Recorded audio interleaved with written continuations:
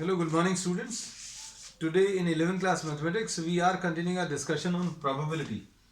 Probability में we had discussed in detail about sample space. है ना, sample space अभी हम लोगों ने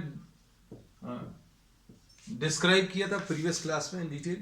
We say that sample space is what? The list of all possible outcomes. किसी भी random experiment में जितने possible outcomes हैं या किसी एक्सपेरिमेंट में जितने पॉसिबल रिजल्ट्स हैं उन सब का कलेक्शन बच्चों एक सैंपल स्पेस है। और इवेंट अभी हम लोग बोलते हैं event is a subset of a part of the sample space. ये अभी हम लोग बोलते हैं event is what a subset of the sample space. जैसे एग्जांपल के लिए अभी हम लोग ये कहते हैं कि ई suppose you are having an event you are having a random experiment of tossing of two coins में बच्चों हम लोग ये कह सकते हैं कि सैंपल स्पेस क्या आ जाएगा। Sample space will be head और एच टी और टी एच और टी टी, ये सैंपल स्पेस आ जाएगा। अब इसमें कोई एक इवेंट डिफाइन कर सकते हैं, एटलीस्ट वन हेड। अगर अभी हम लोगों ने ऐसा बोला कोई एक इवेंट है, suppose two persons are playing a game for some prize, और प्राइज अभी हम लोगों ने बोला कि अगर एटलीस्ट वन हेड आ जाए तो वो प्राइज वो जीत जाएगा, है ना। तो अब हम लोग ये बोल सकते हैं कितने ऐसे केसेस हैं जो इस इवेंट के फेवरेबल हैं। उनको अगर आप लिस्ट करने की कोशिश करूं तो वो क्या आ जाएंगे, H H, H T and T H. So this will be what, an event. तो अकरेंस ऑफ इवेंट मींस वो उसके फेवरेबल कौन कौन से केसेस हैं उनकी लिस्टिंग अभी हम लोग इसमें करने वाले हैं इवेंट में। जैसे suppose for example if we are describing another event two tails, इसमें कौन से ऐसे केसेस हैं जो इसकी कंडीशन को सेटिस्फाई करते हैं। तो ये अभी हम लोग बोल सकते हैं क्या, there is only one case which is favourable to the occurrence of F T T. तो इवेंट अभी हम लोग ने डिफाइन किया as what, subset of the sample space. अब इसमें दो टाइप के इवेंट्स अभी हम लोग डिफाइन करेंगे, impossible event. Types of events अब हम लोग लेने वाले हैं, types of events. Impossible event एक ये डिफाइन करेंगे, और दूसरा अभी हम लोग एक श्योर इवेंट ये डिफाइन करने वाले हैं। जैसे एग्जांपल के लिए suppose you are saying that a dice is rolled and you are defining a game define करना, एक पार्शियल टाइप का गेम डिफाइन करना है। ये देखो अभी हम लोग कहते हैं suppose two persons are playing for some prize money, और किसी एक ने गेम डिफाइन कर लिया कि भाई 7 से कम नंबर आएगा तो हम जीत जाएंगे। तो दूसरे वाले ने बोला हम कब जीतेंगे, when will I win, and you reply that if you get a number greater than 7 then you win, है ना। तो ये एक पार्शियल गेम है। पार्शियल गेम कैसे है, क्योंकि आपको डाइस अगर रोल किया तो सैंपल स्पेस क्या आने वाला है, सैंपल स्पेस विल बी 1 2 3 4 5 6, यही नंबर्स आ सकते हैं। और इम्पॉसिबल इवेंट क्या है, getting a number greater then 6। हमने बोला भाई आप तब जीतोगे जब आप 6 से बड़ा नंबर लाओगे, तो इम्पॉसिबल है उसका जीतना। क्यों नहीं जीत पाएगा, because the numbers which you get on rolling a dice are 1 2 3 4 5 and 6 है। अब इसके बाद श्योर इवेंट। तो श्योर इवेंट अभी हम लोग किसको बोलते हैं, which is bound to happen, मतलब ये होगा ही होगा। कैसे, suppose you define an event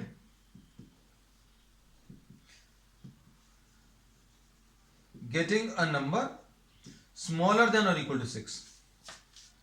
तो इसमें पॉसिबिलिटी क्या आ जाएगी बच्चों, इसमें ई विल बी 1 2 3 4 5 एंड 6, और इसमें क्या आ जाएगी possibilities, this will be what, an empty set. So we say that this is an impossible event, ये एक इम्पॉसिबल इवेंट है और ये एक श्योर इवेंट है which is bound to happen. अब ऐसा क्या बोल सकते हैं ऐसा अभी हम लोग और भी कई तरीके से कई गेम्स में डिफाइन कर सकते हैं. जैसे suppose for example tossing of a coin. Tossing of a coin में अभी हम लोग बोलते हैं ई एक इवेंट है, आइदर गेटिंग अ हेड और अ tell.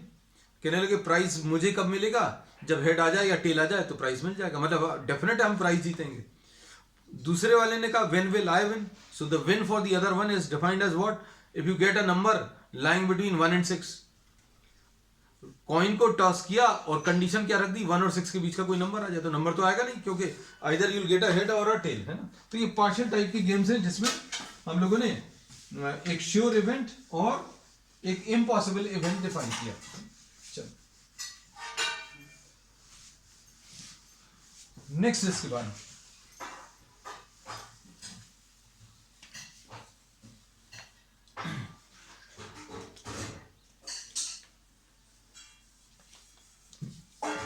Simple event.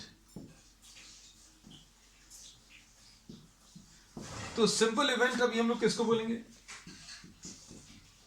If it has only one element. अगर सिर्फ इसमें एक ही एलिमेंट है, if the event has only one element. अगर इस इवेंट में सिर्फ एक ही एलिमेंट है या और only one sample point, then this event will be termed as a simple event, है ना. जैसे एग्जांपल के लिए अभी सिंपल इवेंट भी बता दे रहा है और कंपाउंड इवेंट भी. तो कंपाउंड इवेंट, अगर कोई इवेंट सिंपल इवेंट नहीं है तो वो एक कंपाउंड इवेंट होगा. और इसमें क्या बोल सकते हैं,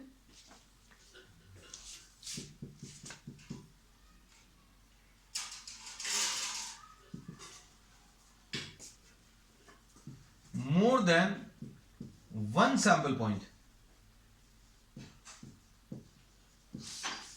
then the event will be termed as a compound event. Example अभी हम लोग लें, suppose tossing of two coins. इसका सैंपल स्पेस क्या आएगा बच्चों, HH, HT, TH और TT, ऐसा कुछ मिलेगा. ठीक है. अब इसमें E is suppose getting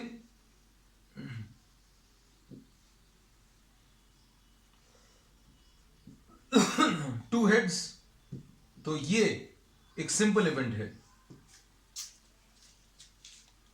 ये एक सिंपल इवेंट है क्यों, क्योंकि इसमें सिर्फ एक ही सैंपल पॉइंट, सैंपल स्पेस का केवल एक ही एलिमेंट है. अब इसमें अगर हमने बोल दिया f इज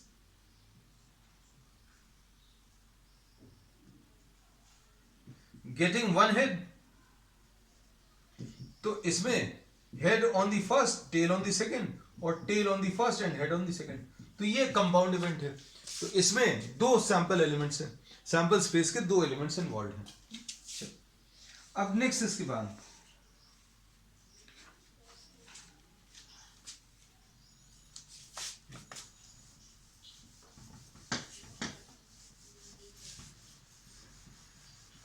कॉम्प्लीमेंट. तो बच्चों complement is similar to what we had discussed in the set theory. Set theory में जैसा डिस्कस किया था बिल्कुल वैसा ही.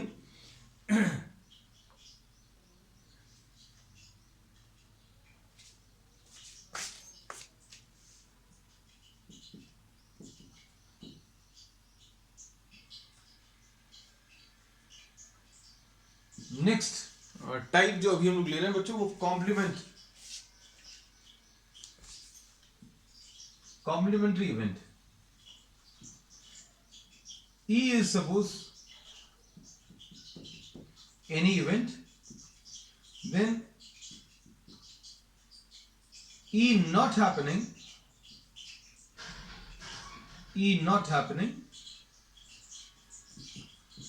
is the complement of E.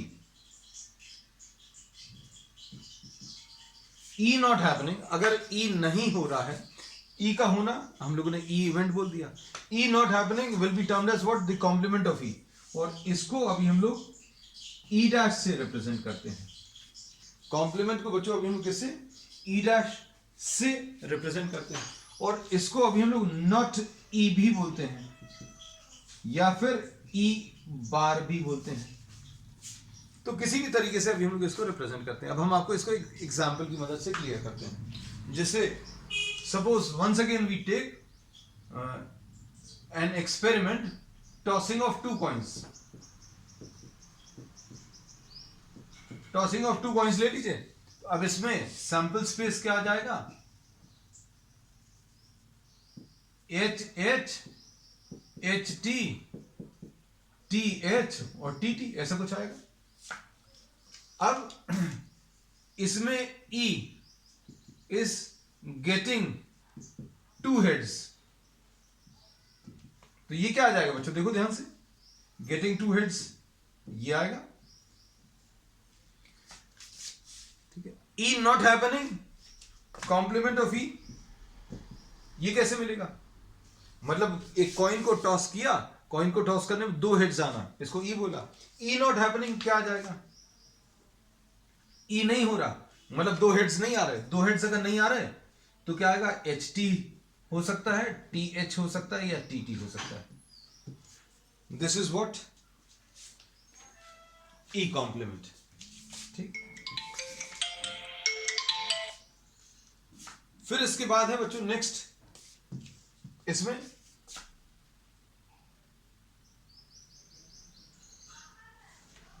Rolling of a dice, rolling of a dice. Suppose एक और एग्जांपल अभी हम लोग ले रहे हैं,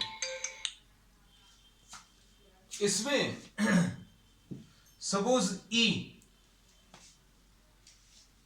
is getting a prime number,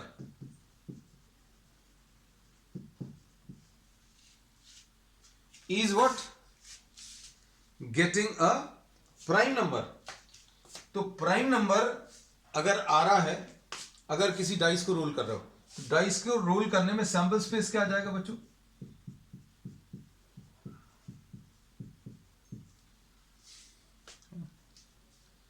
अब getting a prime number E अगर डिफाइन किया तो प्राइम नंबर्स कितने आ जाएंगे बच्चों इसमें, 2 is a prime number, 3 is a prime number and 5 is a prime number, ऐसा कुछ आएगा। अब E नॉट हैपनिंग,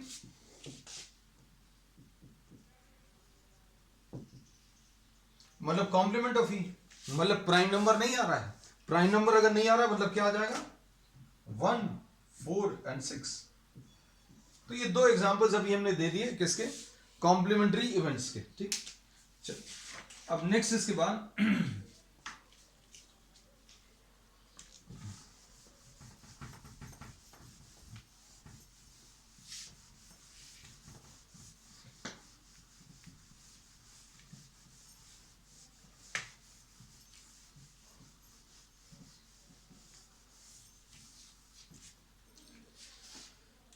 नेक्स्ट इसमें है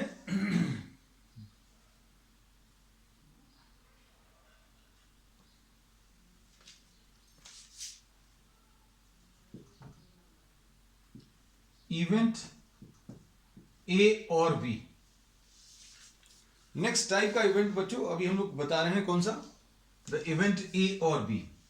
suppose A is any event and B is another event,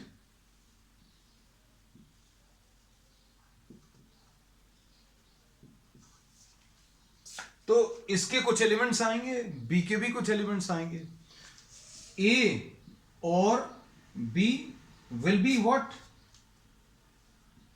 the set of elements of the sample space which either belong to A or belong to B।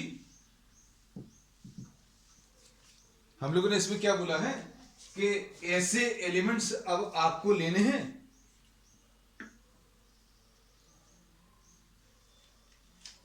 set of all those elements of the sample space which either belong to A or belong to B or both.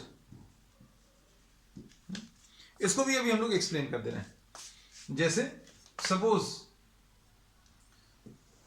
The sample spaces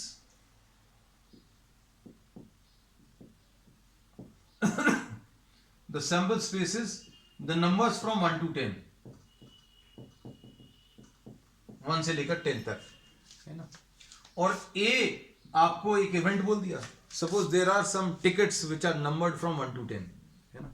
और अभी हमने बोला A is a prime number.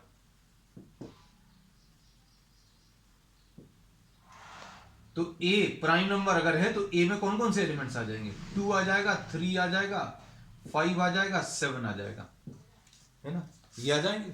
9 नहीं आएगा. 9 is not a prime number है ना. अब इसमें B suppose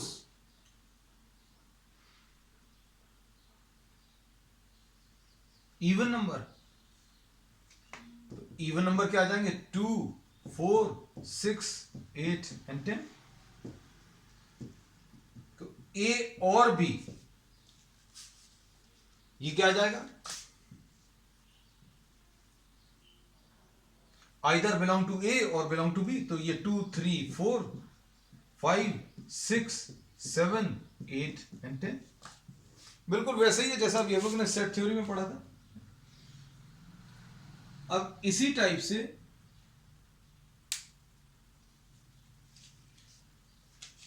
event A and B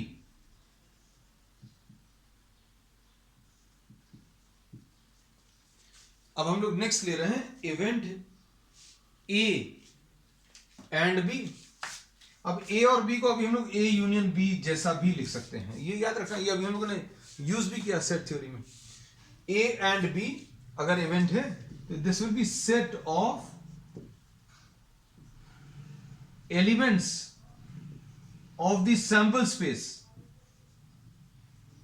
which belong to both A and B. A में भी होना चाहिए एंड B में भी होना चाहिए. ऐसे एलिमेंट्स सैंपल स्पेस के है ना. तो अब देखो हम अगर A एंड B की बात करें तो ये बिल्कुल वही है इंटरसेक्शन. एंड है बच्चों, ये सॉरी और लिख रहे थे अभी हम गलती से A एंड B. तो ये क्या आ जाएगा? A and B, A intersection B. इस एग्जाम्पल में क्या आ जाएगा बच्चों? देखो all those elements of the sample space which belong to either A which belong to both A and B. either A और B नहीं, वो तो यूनियन होता है. तो अब हम लोगों ने बोला A एंड B मतलब सैंपल स्पेस के ऐसे एलिमेंट जो A में भी हैं एंड B में भी हैं. अब A में भी हैं बच्चों एंड B में भी हैं. कौन से आ जाएंगे? जैसे सपोज फॉर एग्जांपल 2 A में भी है और B में भी है. और इसके अलावा और कोई आ रहा है क्या? 3 इसमें तो है, B में नहीं है. 5 A में तो है, B में नहीं है. 7 A में है लेकिन B में नहीं है. तो A एंड B दोनों में जो एलिमेंट्स हैं वो 2 है. अब इसके बाद next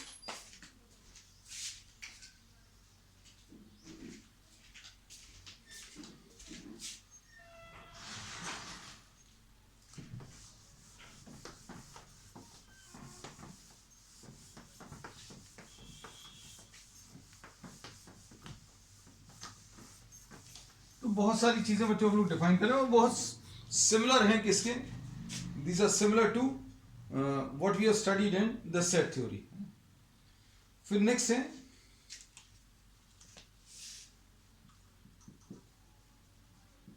event A but not B. Event A but not B. इसको ऐसा भी बोल सकते हैं A and not B. A and not B को अभी हम लोग ऐसा लिख सकते हैं. और एंड अगर लिखा हुआ है तो A एंड B बार ऐसा लिख सकते हैं. ए एंड नॉट बी को सेट थ्योरी में अभी हम लोग ए माइनस बी बोलते थे। All those elements of A which do not belong to B, A में तो है लेकिन बी में नहीं है ना। अभी हम लोग इसका यूज करेंगे, अब कैसा यूज होगा ये अभी हम लोग आगे इसमें डिस्कस करेंगे, ठीक है। अभी सिर्फ इतना भर जान लीजिए।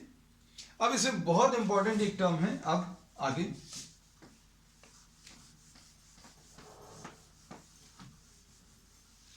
Mutually exclusive events.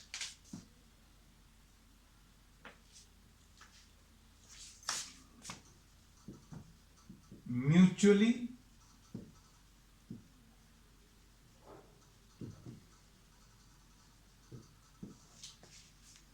Exclusive events, ये बहुत इंपॉर्टेंट टर्म है, बहुत आगे तक भी यूज होगा। अभी 11th में तो यूज होगा, 12th में भी प्रोबेबिलिटी में बहुत यूज होने वाला है ना, इसको अच्छे से समझ लेना।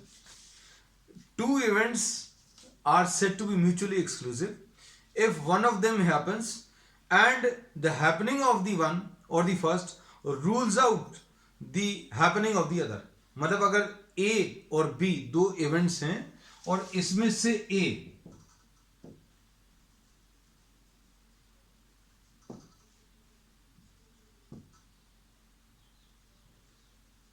अगर हो गया, then we say that B cannot happen।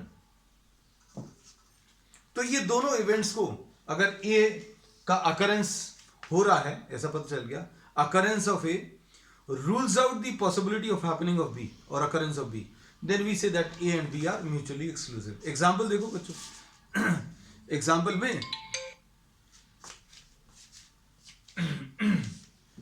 A suppose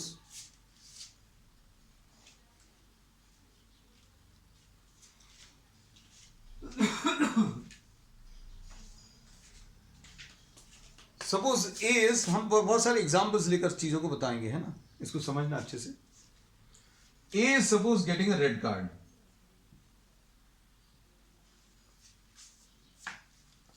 अगर डेक ऑफ कार्ड्स हैं, जो प्लेइंग कार्ड्स हैं बच्चों, उन प्लेइंग कार्ड्स में A is getting a red card और बी इसमें गेटिंग अ ब्लैक कार्ड। और अगर आपने कार्ड ड्रॉ किया, if you are drawing one card and if it happens to B A, अगर ए आ रहा है तो क्या बोलेंगे? अगर ए आ रहा है तो मतलब वो बी नहीं हो सकता। क्यों? क्योंकि B is what? Getting a black card. So happening of a red card और occurrence of a red card rules out the possibility of getting a black card. अगर रेड आ गया तो वो ब्लैक नहीं हो सकता, और ब्लैक अगर आ गया तो वो रेड नहीं हो सकता, है ना। तो बस ये याद रखना।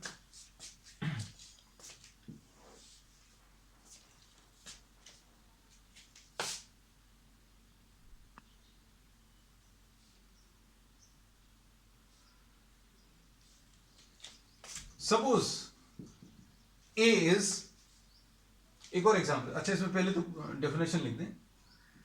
ए and B are said to B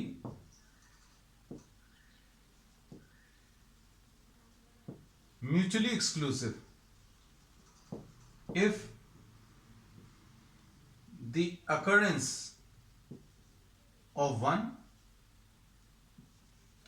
rules out the possibility of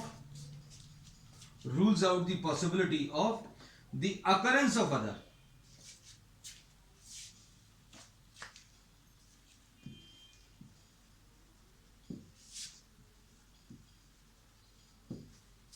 ठीक है, तो ये इसकी डेफिनेशन हो गई। सपोज एक और एग्जांपल लेने, A is getting what? An even number and B is getting an odd number। Suppose numbers 1 से लेकर 10 तक के हैं, 1 से लेकर 10 तक के नंबर्स में A is getting a even number, तो इसका आंसर क्या आ जाएगा? 2 4 6 8 10। और ऑड नंबर में क्या आंसर आ जाएगा? 1 3 5 7 9। तो अगर नंबर इवन है तो क्या वो नंबर ऑड हो सकता है? नहीं, नहीं होगा। So we say that these are mutually exclusive. इसको बहुत सिंपल भाषा में अभी हम लोग क्या बोल सकते हैं, there will be no element in common. तो अब हम लोग ये कह सकते हैं, if A intersection B is an empty set, then these are mutually exclusive. मतलब अगर एक हो गया तो दूसरा नहीं हो सकता। अगर रेड कलर का कार्ड हो गया तो वो ब्लैक नहीं हो सकता, है ना। अब इसका एक एग्जाम्पल, अभी हम इसका एक कन्वर्स एग्जाम्पल भी देते हैं, है ना, तो आपको ये चीज अच्छे से समझ में आएगी। हम एक ऐसा इवेंट बताएंगे जो म्यूचुअली एक्सक्लूसिव नहीं है, है ना? अब देखो, नॉट म्यूचुअली एक्सक्लूसिव का एग्जाम्पल देखोगे तो अच्छे से सारी चीजें एकदम क्लियर हो जाएंगी। A is suppose getting a red card and B is getting a king. तो अगर आपने डेक ऑफ कार्ड्स में से एक कार्ड ड्रॉ किया और वो रेड कलर का है, तो क्या इससे ये पता चलेगा कि वो किंग नहीं हो सकता? किंग भी हो सकता है। There can be what, uh king also. So we say that A intersection B, इन दोनों के कॉमन एलिमेंट्स क्या आ जाएंगे? 2 रेड किंग्स, 2 किंग्स रहेंगे जो कि रेड कलर के होंगे। तो अब हम लोग ये बोल सकते हैं, this is not mutually exclusive. एक और एग्जांपल नॉट म्यूचुअली एक्सक्लूसिव का, rolling of a dice. Rolling of a dice में A is getting even number, B is getting a prime number. क्या अगर इवन नंबर आ गया तो क्या ये जरूरी है कि वो प्राइम नहीं हो सकता? तो हो सकता है। देखो जरा, इसमें 2 4 6 आएगा आंसर, और इधर क्या आएगा 2 3 5। तो क्या बोल सकते हैं बच्चों, इसमें अभी हम लोग ये बोलेंगे कि ये कॉमन एलिमेंट है। अगर कुछ भी कॉमन नहीं होता तो म्यूचुअली एक्सक्लूसिव बोलते हैं, लेकिन this is an example of not mutually exclusive. अब इसके बाद नेक्स्ट टाइप, फाइनल लास्ट जो भी हम लोग आज इसमें डिस्कस करने वाले हैं,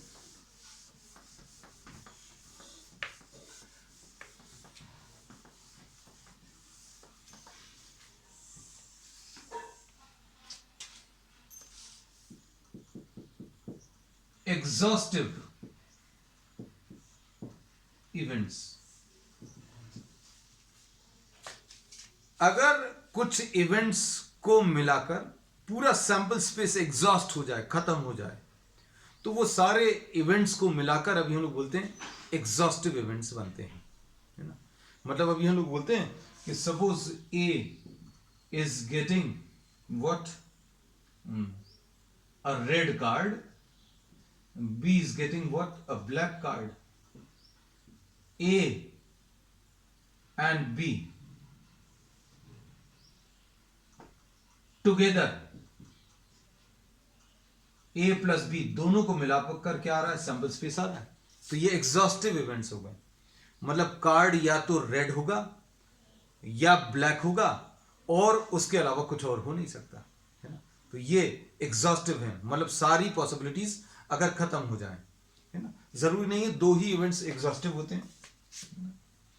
अब suppose A is red card, B is spade and C is clubs. Red और ये देखो ब्लैक कलर के हैं ये दोनों। अगर तुम लोगों को मालूम हो तो ये स्पेड्स ऐसा कुछ होता है। प्लेइंग कार्ड्स में बच्चों स्पेड्स ऐसा कुछ होता है, हुकुम बोलते हैं शायद इसको, और फिर क्लब्स वाला ऐसा कुछ। ये दोनों ही ब्लैक कलर के होते हैं। रेड कलर में बच्चों 2 होते हैं, ये हार्ट्स और ये डायमंड्स। अब देखो, अगर हमने कोई कार्ड ड्रॉ किया, या तो वो रेड होगा या स्पेड होगा या क्लब होगा, तो यहां पर A and B and C मतलब ए प्लस बी प्लस सी मिलाकर सैंपल स्पेस आ रहा है, तो इसलिए ए बी सी तीनों को एग्जॉस्टिव इवेंट्स बोलेंगे, है ना। तो ये एग्जॉस्टिव भी हैं, म्यूचुअली एक्सक्लूसिव भी हैं, क्योंकि इनमें आपस में कुछ भी कॉमन नहीं है. These are two examples of events which are exhaustive, मतलब सारी पॉसिबिलिटीज अगर खत्म हो जाए तो एग्जॉस्टिव कहलाएंगे, है ना. और अगर उनमें कुछ भी कॉमन नहीं है तो म्यूचुअली एक्सक्लूसिव कहलाएंगे. अब हम आपको एक ऐसा एग्जाम्पल दे रहे हैं नॉट एग्जॉस्टिव.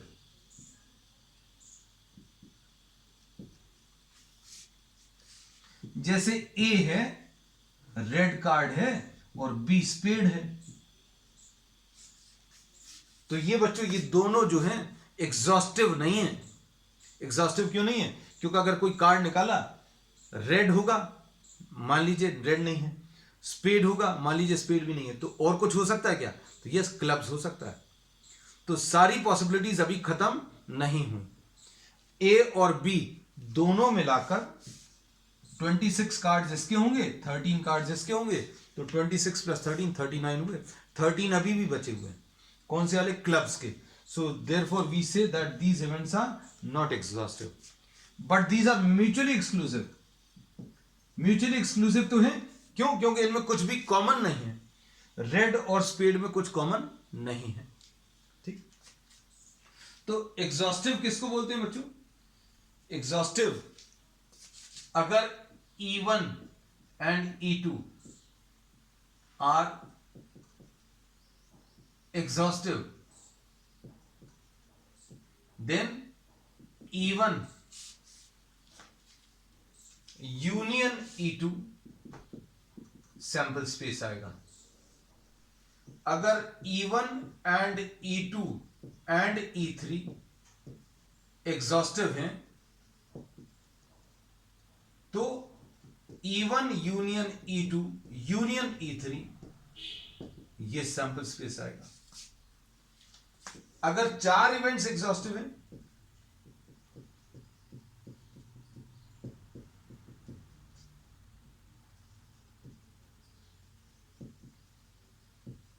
तो E1 union E2 union E3 union E4 ये मिलाकर सैंपल स्पेस आएगा.